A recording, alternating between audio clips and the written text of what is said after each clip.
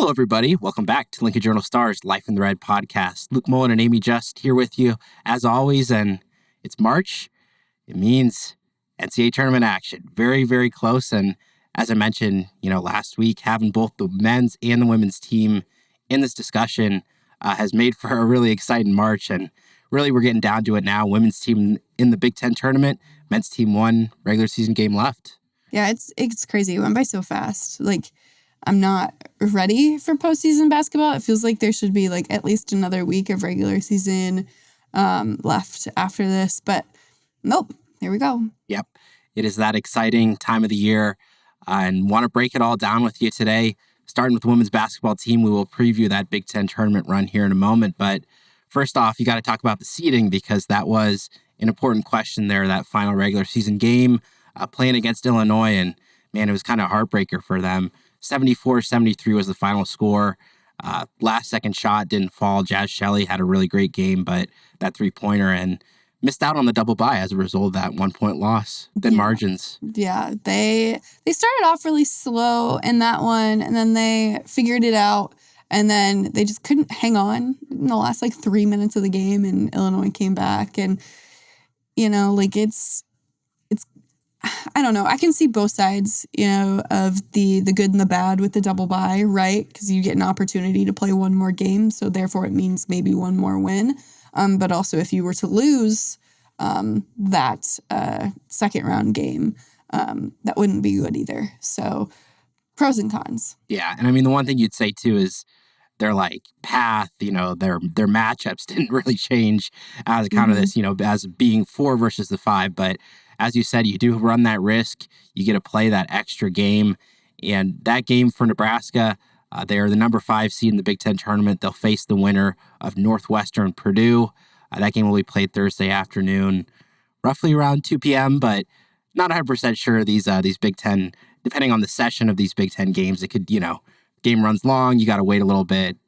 Gets done early. Who knows? But roughly around 2. That's the expectation. And the interesting thing about that is they beat both those teams in the last 3 weeks. They played both of them very recently. Yeah, so I think it should be pretty interesting. I'm not overly concerned about either one of those opponents. They've had pretty rough years. Yep, and I mean by their standards. Well, I just think you consider they beat Purdue twice, and those games were fairly competitive. Northwestern, that was Nebraska completely controlled that one. So both those opponents, they found success against them, and from there, Michigan State, that's the number 4 seed, the team that beat them out, and that's an interesting one too because they played them.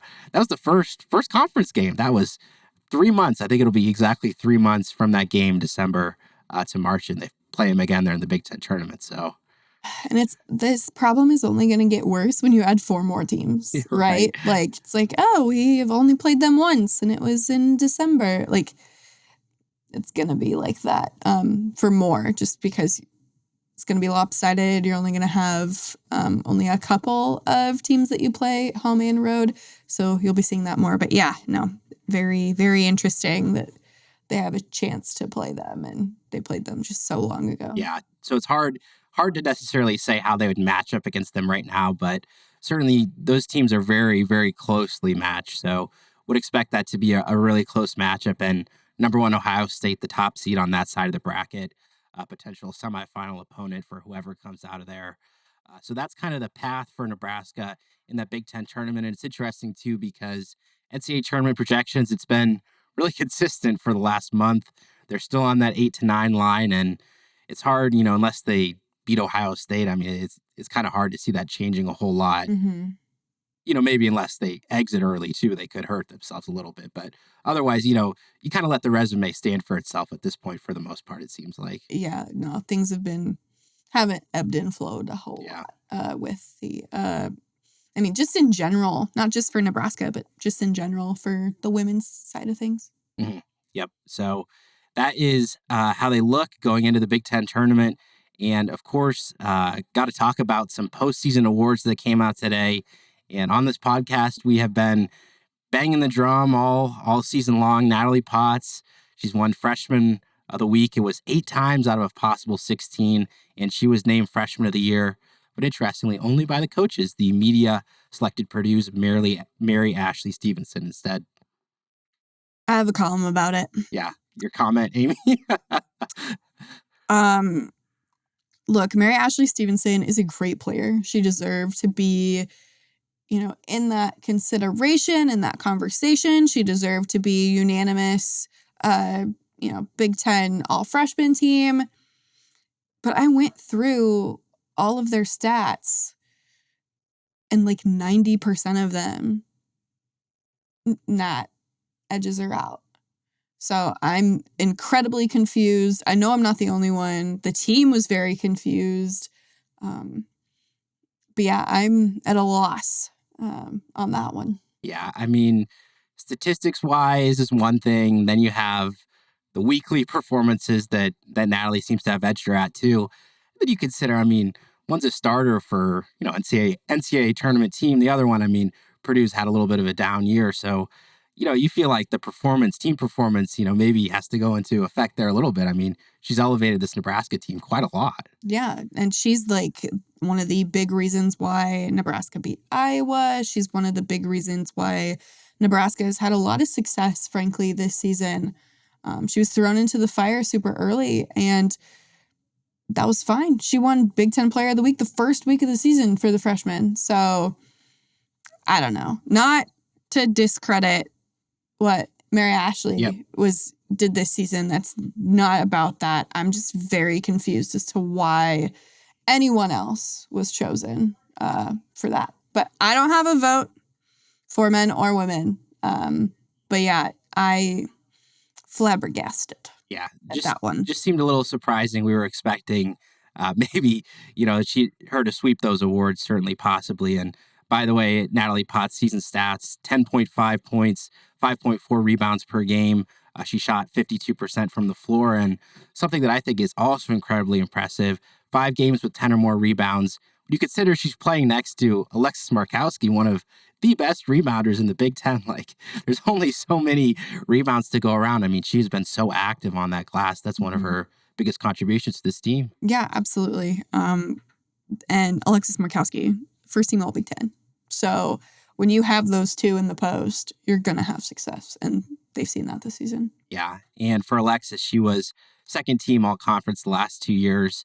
So really impressive for her to continue that growth. I mean, she's been such an important player for this women's team since she stepped onto the court as a freshman. And it's kind of interesting to maybe see the parallel with Natalie Potts there too. Yeah. Oh, yeah. I asked both of them about that today, and they said that they both make each other better. That Nat's really learning a lot from Alexis, and Alexis just couldn't be more proud of what Natalie's been able to do this year. Yeah, absolutely. And the other all-conference honors: Jazz Shelley, second-team all-conference pick, and Natalie Potts was joined by Logan Nisley on the all-freshman team. Another really impressive freshman year from her. Yes, absolutely. So those were the all-conference awards. And as we wrap up talking about the women's basketball team, got to talk about a future Husker that we got to watch at Pinnacle Bank Arena this last week. Britt Prince from Elkhorn North, really dominant 5-star guard, announced her commitment to Nebraska a couple months ago, signed with the program, and what a high school career she had. 4 for 4 in terms of state titles, one of the most dominant, most talented women's basketball players in this state. Yeah, Scott made it tough though. Yeah, Scott it was one made heck it of a tough. championship game. Scott was up by 9 points, and Elkhorn North stormed back, figured it out. But it wasn't Brett who scored the winning points. It was Reese Booth. So, Yep.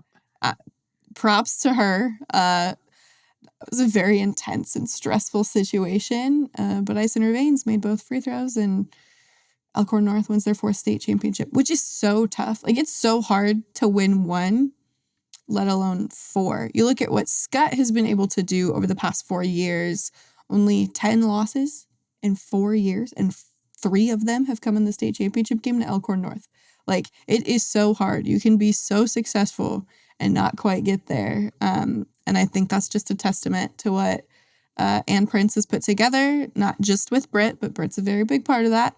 Over the past 4 seasons, it's been incredible to watch for me the last 2 years being up here. Yeah. And I just think my perspective on that too is I remember, 2021, her freshman year, Elkhorn North has just opened. And I mean, it was clear that she was already, an all state player. But at that point, I mean, it was a young program.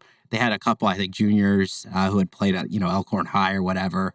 But from just seeing her on the court, I mean, she was running that offense flawlessly as a freshman. I think everything she's added since then in terms of leadership, the all around game, always been a tremendous 3-point shooter, great passer. I mean, just the all around competitive mindset that she's always had and the talent to go with it.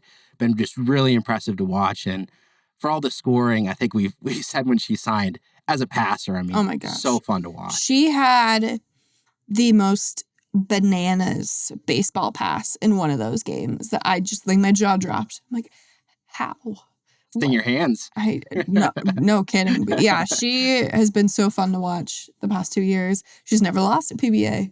And as many Nebraska fans in my mentions were quick to say, hope that continues moving forward. Absolutely. Husker fans will be watching that streak with great interest. So that is the women's basketball update. And as for the men's basketball team, one regular season game left, and they enter it having won 5 of their last 6. They are hot right now, that's for sure. Oh, yeah, absolutely. One game left at Michigan on Sunday, so they get a nice little bye week here, which is going to greatly benefit them, I think, moving into the Big Ten tournament and whatever lies ahead for them.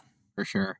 And, it's interesting, too, that that one loss that kind of broke that winning streak. I mean, 78-69 to Ohio State. Clearly, the team was disappointed with that effort. Felt it maybe wasn't up to the standard of those other games that they had played in. But once you get back to Pinnacle Bank Arena, I mean, it was a great atmosphere in that for that game against Rutgers, 67-56 win. And really, I think one of the highlights of that was one last time, Keisei Tominaga putting on a show for the home fans. Man, for a minute there, I was worried that it's senior night. Yeah. It's too emotional. He's not going to show out. The worst game that he had in that February stretch last year was the first game that his parents were at. You wonder if it gets to be too much for him this time. Nope, just a little late. And man, he put on a thriller there at the end for Nebraska with one final 3-pointer from the panhandle. Yeah. I think he's always been a little streaky, but his highlights, when he's gone off those scoring games, I mean, you just watch him, you go, that's a special player, the thrill that he'd bring to the crowd at times. So he went into the crowd at one point. I thought he was going to get teed up, and I wasn't the only one. As I was walking out, I ran into Josiah Alec, and I said the same thing. And he's like, oh yeah, I didn't even know where he went. He disappeared? He disappeared into the crowd, and I thought he was going to get teed up because he has been teed up for less this year. So yeah. But nope, they let him celebrate a little extra, which was appreciated because I think the officials already had been booed quite a bit by the fans there, including one of them was like hyping up the crowd as he walked off the floor at halftime, and they booed him even more. It was very bizarre. Interesting. It was very strange. I don't know if there was like a photo or a video of it, but it was very weird. But yeah, credit to Keisei and Josiah Alec for balling out on senior night. Yep, he had a double-double. His first of the season, which is kind of unbelievable. Must have had a lot of 8 rebounds. Something like that. But yeah, no, or 8 points or something like that. I'm just like, how has he not had one yet this season? Absolutely. Felt like it would have happened by now, but hey, he deserved it, and he walked into the post-game press conference with a fake fur coat on. Yep, that was loved all the photos of that. People going crazy online, going, man, that is so Josiah. It is. He's had that coat for a while, and I found the Amazon listing. He was correct. It's about $70. If they keep winning, he might have to get one for the whole team or something like that. I could see something like that catching on a little bit. The team is notably a big fan of the coat. Because he brought it to the day where they did promo videos or promo photos, and they've used a photo of CJ in the coat on the big screen at PBA. So they like the coat. Okay. This is good. This is good news. It's inside info that you will only get here because I pay attention to the dumbest things, but it's fine. Yes. But I mean, cool for both those players, kind of, showing off their own personality, their own strengths, what they've brought to this Husker men's program. So right now the record is 21-9, 11-8 in the conference. And that last game left at Michigan, that is 11 a.m. on Sunday. And in terms of their seeding for the Big Ten tournament, I think the scenarios they could be between third and sixth are tend to be where they would land, and winning the double bye is guaranteed, right? Mm-hmm. So that's what has. That's crazy. Yeah. And I mean, the fact that they could be the third seed too is even more impressive. Yeah. It's wild. But they won some games that really matter for tiebreakers. You never know it at the time, right? But yeah, they have, for all of the losses that they've had this season, the ones that they've won will help them with the ties. Yeah, and those big upset wins too, how crucial those were. And kind of the interesting thing here too, though, is just got to take care of business, because you lose and anything could happen. I mean, who knows how far they could fall. So it sounds like, and I was playing around with a bunch of the math. Sounds like they could fall as far as to 6. Is what that would look like if they lose and then a couple other things happen. But if they win, they take care of business, they get the double bye. Yeah, it's still a little hairy because there's a couple teams that have 2 games left. Yep. Nebraska's only got the 1, so it's easy for them. Just say, get the win, get the double bye, and set themselves up for a Big Ten tournament. So that's how the Husker men are standing right now. Again, all that tournament action here coming up in the next couple of weeks. And moving on to some of our other Husker sports we want to update you on. The baseball team had a really, really great first month of their season, and added to it, of course, this last weekend, swept all 3 games that they played against College of Charleston down in South Carolina. And it was a stressful The cardiac weekend. kids. I could not imagine what Will Bolt's heart rate was in the final innings of all of those games. Absolutely. Well, I was over at the softball stadium, and we were getting some of the updates in, and it's like every game, they're trailing in the 8th, and they're like, it's probably done, right? And then every time they're coming back in the 9th inning, that is literally what happened. All 3 times, 9th inning surges from Nebraska, and the way that it happened, starting off in the series opener, was one of the most dramatic. They were down 5-1 going into the 8th inning. Really hadn't had much offense all time, but a lot of walks, a couple timely hits, some errors. It was a 6-5 comeback win, and really good. Another start from Drew Christo, and some clutch innings from the bullpen. They've really been, I think, experimenting with this bullpen a lot. I think there's like 15, 16 guys have thrown innings so far this year. They're still trying to figure out that right combo, but they got it in that one to hold on to that win there at the end. That was big. Yeah, I was at state basketball, and I looked, down at my phone, saw what the score was. I'm like, okay, it is what it is. And then the next time I look at my phone after a break in action, I'm like, wait, what happened? Yeah, absolutely. I mean, it all came about very quickly there. And I mean, credit to Nebraska for coming back and doing it again, because game 2, they were down 4-1 going into the 8th inning, won it in the top of the 9th. And then game 3, it was a 3-3 tied game in the 9th inning. Nebraska scoring 2 runs on errors to win it 5-3. And it was kind of that weekend for College of Charleston. They committed quite a few errors in those big moments, but credit Nebraska, got to put the ball in play. To get there, they worked a lot of walks. Their hitters coming up in those clutch moments. So they're now 7-3. How about this? Ranked 3rd nationally in RPI. Not that means a lot in early March. But. No, but if they can do all that they can to keep it as high as they can in the non-con, that will help them, because there's nothing you can do about it once, conference play starts. It will inevitably slide. Yep. So they could be number 1 and it would slide, obviously. Yes. Yep. So you have to do what you can with that while you can, and then just see how high you can keep it once conference play starts. I mean, that's the path to an NCAA tournament at-large bid. If you don't win the conference, schedule good non-con teams, boost that RPI, and potentially set yourself up for that second half of the year. So that's been big for Nebraska so far. And hey, they're opening it up at Haymarket Park this weekend. 3-game series against South Alabama, who does have a 10-2 record, but not really played, I think, the caliber of opponent yet this season, certainly as compared to Nebraska. So Huskers potentially looking to keep this strong start to the season going. And again, home opener. So we will see how they shake out against South Alabama this weekend. But yeah, based off of current trends, if you're at that one, don't leave early. Yeah, right. They could be down. They could be down 10. You better stay in those seats. Unless you have something that you have to go do. Absolutely. So a really strong first month of the year for the Husker baseball team, but Husker softball team, really a tough weekend. It was always going to be a little bit of an up and down, I think, season after Jordy Ball's injury, but they really responded well those first couple weeks. But this home opening weekend really just didn't go their way. Some growing pains there in the circle. In particular, surrendered 7 in a row. They led 1-0 that Friday home opener to Wichita State, and then just kind of got away from them. Shocker scored a couple, and I think it's been tough because what really kept Nebraska in it those first 2 weeks was their bats. I mean, they were hitting really well, able to compete, but when your pitching is not at the top and the bats aren't showing up either, you're not going to win many games. So. No, and then when you add insult to injury, right, with some fielding issues too. Yeah. It's not great all around. Yeah, but it was a good crowd there at Bullen Stadium on Friday. The newly expanded, it was some of the most tickets they've ever sold, but still trying to get the people in the seats, get that attendance up. But unfortunately, it was kind of a similar story for the rest of the weekend on Saturday.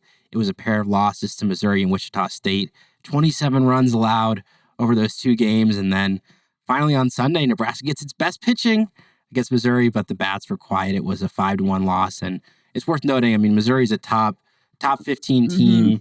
Wichita State, these are both 2 very likely NCAA tournament teams, but Nebraska scheduled these games, with that hope that you're going to compete, you're going to win a couple of those, help your own tournament resume, and certainly losing all 4 of those is a big, big blow. Oh, yeah, absolutely. And for them to lose the way they did, too, is just a gut punch. Yeah, so going to be really important for them to build some confidence again this weekend. They'll be down in Arkansas, playing 1 game each against Arkansas, Northern Iowa, and South Alabama, and then 2 games against St. Francis. And really what I'll be looking to see is the freshman pitchers, Caitlin Olensky and Emerson Cope. They combined for that in that 5-1 loss to Missouri, had a really good outing. They're trying to get them more innings as, again, they grow in the circle. So be interested to see, though, both of them, again, being really big roles for the softball team, and as they try to get that season record a little bit more in the winning side of things than the losing. Yes, absolutely. So softball team on the road this weekend, and then 2 other teams to talk about some major national and conference competitions. First, the Husker track and field team. There'll be 11 different Huskers competing at the NCAA Indoor Championships this weekend. Lots of different events, and a couple worth noting, some of the national competitors that can maybe compete for a national title here. Till Steinfurth, he's ranked 3rd nationally in heptathlon. Tyus Wilson, he's competing in high jump after placing 4th at last year's NCAA Outdoors. And Jenna Rogers, also 4th place finisher high jump at last year's indoors. She's 5th nationally so far this season. And of course, many other Huskers and several other events competing in that. Yeah, Nebraska has done great all indoor season. You've seen some really high marks from them that are placed, in All-American status, right? So I'm really interested to see what happens there this weekend. Steinforth, especially, I think he's taken a big jump this year, and I'm interested to see how well he does. Yeah, again, national title, perhaps. It'll be, when you're up there in the top 5, you get there through the whole season. You always have that potential there. And in an event like that, right, where if you have a really great day, anything is possible. Yeah, so that will be a couple of those events to watch for a track and field team at the NCAA Indoors. And you talked about the All-American status. A couple of those players or athletes have achieved well. The wrestling team, they'll be going for that All-American status. They have the Big Ten tournament coming up this weekend, and the majority of the team seated in the top 5 in their weight class. Rich Lovett, he is the top seeded wrestler at 149 pounds. Lenny Pinto, second seeded. at 184, Jacob Van D and Brock Hardy, as well as Silas Allred in fourth, and then several others there in fifth, and a couple others rounding it out. And what I'll be interested too is Nebraska. They finished third in this tournament last year. That seems to be kind of the spot that they've landed in a lot. You got Penn State, you got Iowa, you got these top Big Ten teams. Be interested to see this team performance because they really do well to finish third and potentially push on a little bit there. Yeah, I think that for the guys who aren't seated, in the top two, I'm really interested to see how Brock Hardy does. I think he, tends to perform really well in late season competition. Then Peyton Robb, obviously, just with the story that he's had and the columns that I've written with him, I think that, he is hungry to go out on top after losing in such a heartbreaker at Big Tens last year, and then everything that happened at and after the NCAA tournament. And then Antrell Taylor, I think he's a dark horse to do some special things this postseason. Shot maker, wrestling and heavyweight division too. He's ranked, it goes in as the number 10 seed, I believe is what I read. So let's see if he can make some waves as well. Good for him for being out there and competing and going through this season journey as well. I think it's going to be a really fun weekend to follow all these wrestlers because they're well positioned to make some noise, several of them going after that All-American status. So yeah, it should be interesting. And then just to get them to, be qualified for NCAAs, those are in Kansas City this year, the same weekend as the first and second rounds of the NCAA tournament for basketball. Quite the weekend there, potentially. Very, very busy. But yeah, no. So for Nebraska fans who aren't going to be following the basketball squad, it's pretty close. Only a couple hours. Yeah, circle your calendars now. I mean, I'm not joking. Like if Nebraska men's basketball hadn't had a surge this season, I would be at the event. I'd be at the T-Mobile Center. It's so weird to call it the T-Mobile Center. It was the Sprint Center when I was in college. Absolutely. Yeah, one of the mainstays there in downtown Kansas City. But certainly that's the wrestling team update. And so as I said, make sure to stay tuned because so much exciting action, basketball, track, wrestling, baseball, softball. There's a lot going on this weekend. So we'll have all the updates as always for you at journalstar.com. And that'll do it for this week's weekly update in the Life of the Red podcast. Appreciate all of you listeners and viewers. As always, we'll see you next time.